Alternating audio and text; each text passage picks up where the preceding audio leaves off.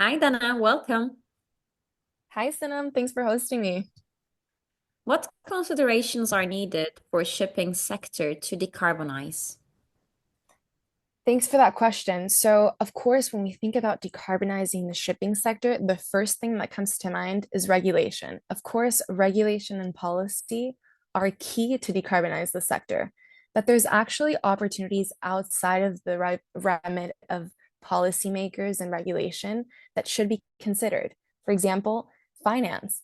Financing shipping and financing shipping adjacent projects will take us through to decarbonizing the sector. So, really looking at innovative financing mechanisms should be considered in parallel to regulatory and policy conclusions.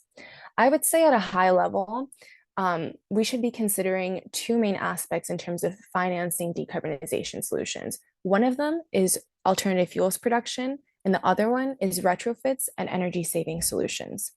So, when we're looking at alternative fuels production, of course, there's the Green Quarters projects that have gotten off the ground, and then there's a lot of first movers investing in zero emission vessels. However, behind the scenes, a main factor or a main thing to consider is fuel production. So there needs to be innovative financing mechanisms to really get bankable offtake agreements for these fuels um, up and running. A lot of these projects, a lot of these feasibility projects are great, but the projects themselves are not reaching final investment decisions. So, really being innovative with financiers from different sectors, not just shipping financiers, but potentially also energy and infrastructure financiers, can really get the ball moving in terms of fuel production acceleration.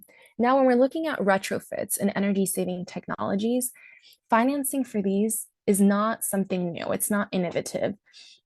Big top tier shipping companies have enough finance to fund a retrofit for their vessel.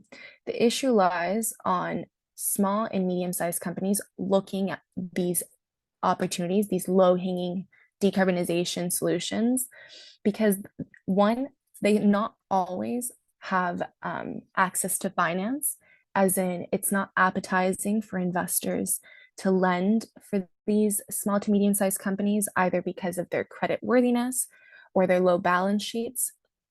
And second, it's not also appetizing for small to medium sized companies to endeavor in these solutions because of the operational downtime when retrofitting a ship. So all in all, I would say when we're looking about at decarbonization solutions, financing is a key topic that we must pay attention to. Thank you for your contribution, Dana. Goodbye. Bye.